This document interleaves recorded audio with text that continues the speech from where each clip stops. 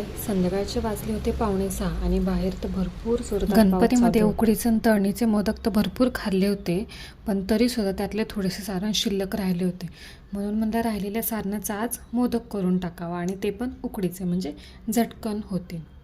तांब्याच्या मदतीने मी छोट्या छोट्या चपात्या तयार करून घेतल्या, जेणेकरून त्याचा मोदक करता येईल. त्यामध्ये चमच्याने सारण भरून छान असे मोदक मी डायरेक्ट चाळणीतच ठेवले, जेणेकरून ते डायरेक्ट तसेच मला उकडायला ठेवता येतील. आणि मी पातेल्यामध्ये पाणी देखील काढून ठेवले होतं, का तर ते उकडायचे होते म्हणून. तो अचानक प्लॅन चेंज झाला. उकडीवरनं ते मोदक तळणीचे करायचे असे ठरले, कारण मला तर कंटाळा आला होता. पण रायाचे बाबा बोलले, मी तळतो पण तळणीचे मोदक करूयात. म्हणून त्यांनी तिकडे कढईवरती तेल तापत ठेवले.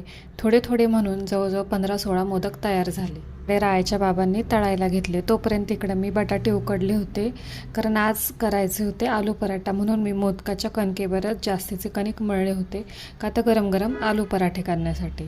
हे बटाटे मी उकडलेले काढून ठेवत आहे गार करण्यासाठी.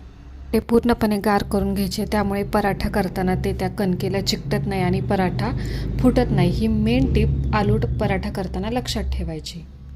इथे मोदक तळून होत आहेत. कुठे तो आमच्या गोंडूला राहायला झाली होती मोदक काय खाऊ पाहिजे, त्यासाठी तळलेला पहिला मोदक फुकून गार करून त्याला खायला दिला आणि त्यांनी लगेच तो खाल्ला. तरी देखील थोडासा गरम होता, त्यामुळे त्याने तोंड बघा कसं केलं आहे. बटाटे पूर्ण गार झाले आहेत, त्यामुळे मी स्मॅशरच्या मदतीने ते पूर्णपणे कुस्करून घेतले. अजिबात त्यामध्ये थोडासुद्धा लम्स किंवा गुठळी ठेवायची नाही. बटाट्याचे एकदम बारीक कुस्करून घ्यायचे.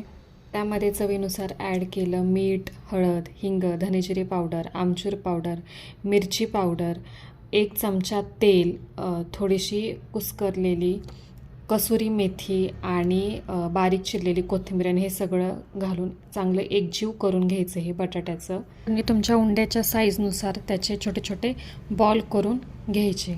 छोटीशी लाटी लाटून घ्यायची आणि त्या लाटीच्या मधोमध थोडंसं पीठ घालायचं आणि त्यावर तो केलेला बटाट्याचा उंडा ठेवायचा आणि त्या उंड्यावर देखील पीठ घालायचं. आणि अशा प्रकारे चारही बाजूने घडी करून ती घडी खालच्या बाजूला करायची आणि पीठ लावून चांगली एकदम हलक्या हाताने, पुरणपोळी लाटू तशा हलक्या हाताने लाटून घ्यायची.